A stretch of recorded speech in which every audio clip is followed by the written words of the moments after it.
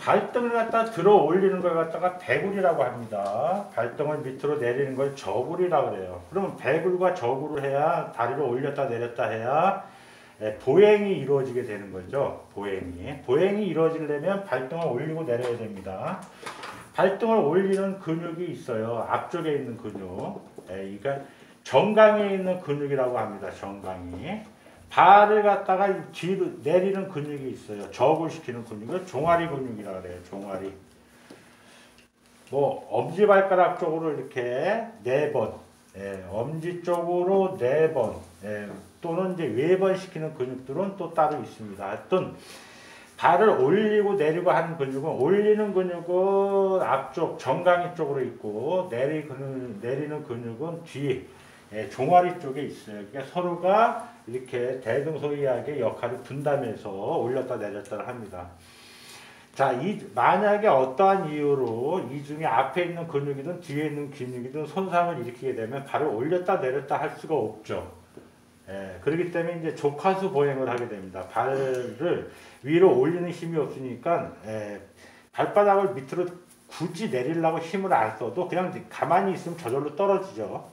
그러니까 이 정강에 있는 근육이나 종아리에 있는 근육 둘 중에 하나 손상이 되게 되면 얘는 중력을 이겨가면서 발등을 올리는 역을 하는 게 앞쪽인데 얘는 그 역을 못하고, 발바닥을 밑으로 내리는 역을 하는 게 종아리 근육인데 역할을 하지 못하게 되더라도 중력에 의해서 그냥 어느 정도 떨어져요. 그래서 발바닥을 밑으로 떨어뜨리면서 걷게 됩니다. 족하수 보행이 일어나게 돼요.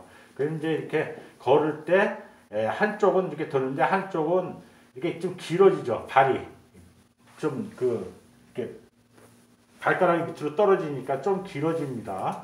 그럼 이제 땅에 걸을 때 여기 이제 돌불에 채일 거 아니에요, 그렇죠? 그러니까 얘를 이렇게 옆으로 이게 들면서 걷게 됩니다. 옆으로 이렇게 들면서 걷게 되죠. 아무래도 땅에 안 닿으려면. 그러면 생각을 해보세요. 이게 똑같은 다리가 두 개인데, 다리가 이게 똑같은데 두 개인데 얘는 일을 안 하니까 누가 해야 돼? 원래는 50대 50으로 하기로 했는데 얘가 일을 안 하니까 얘가 100을 해야 되죠. 그렇지? 그러니까 이쪽에 부하가 걸려요. 이걸 갖다 이제 보상기전이라고 합니다. 보상기전.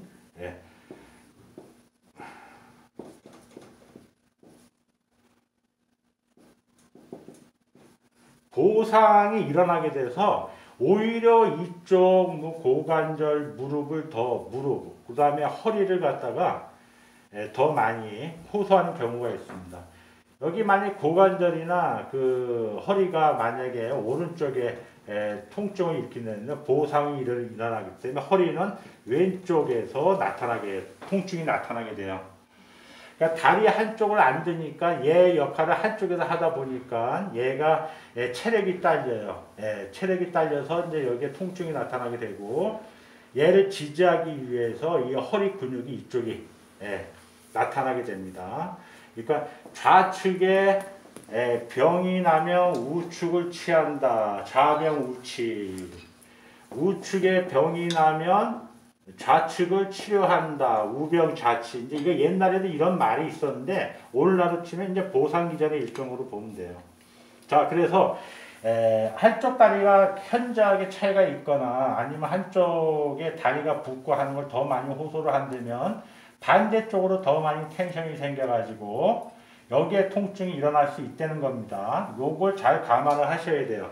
자, 그러면은 아픈 쪽을 먼저 풀어야 되겠죠. 그렇죠? 그러나 이 반대쪽 때문에 얘가 이렇게 생겼기 때문에 반대쪽의 문제를 해결해야 돼요. 왜 발을 족하수 보행을 왜 했냐? 이게 장애냐? 그러면 할 필요 없습니다.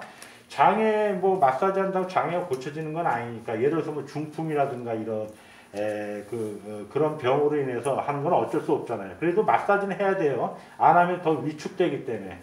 그런데 원인은 알아야 된다 이런 얘기예요. 여기 내가 발목을 다쳤다든가 아니면 정경골근에 문제가 있어서 이렇게 족하수 보행을 할 수 있습니다. 이때 적극적으로 여기 풀어야 돼요.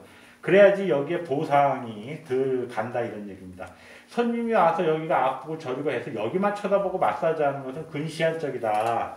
왜 여기가 더 아프냐 여기에 비해서, 이런 분명히 그거는 있잖아요.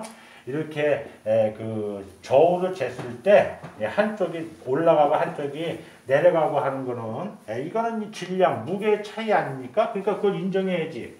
여기가 너무 많으면 좀 덜어내야 돼. 깎아내고 여기가 부족하면 보태야지, 그치? 이만큼을 이렇게 해야지 치료가 된다 이런 얘기입니다. 그래서 그 조카수 보행을 일으키게 되면 이것이 만약에 중풍이라고 해서 뭐 그렇게 해서 일어났다 그런다면 어쩔 수 없지만 그래도 마사지 적극적으로 해야 돼. 비대칭이 심해지지 않기 위해서.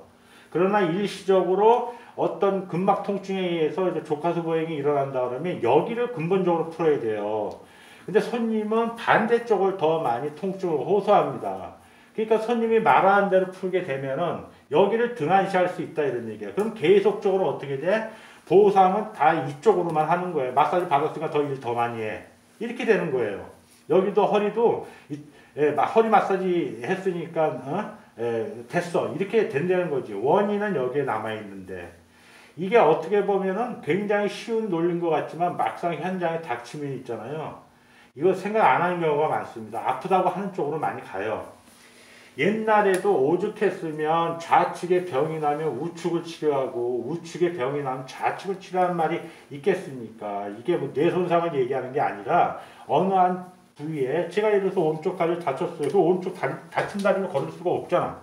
왼쪽으로 걷게 되면서 왼쪽이 더 많이 통증을 일으키게 되는데 그 원인이 오른쪽에 있고 그 원인이 마사지로 가능한가 안 가능한가 그걸 찾아서 그 보조업을 실시를 해야 된다 이런 얘기입니다.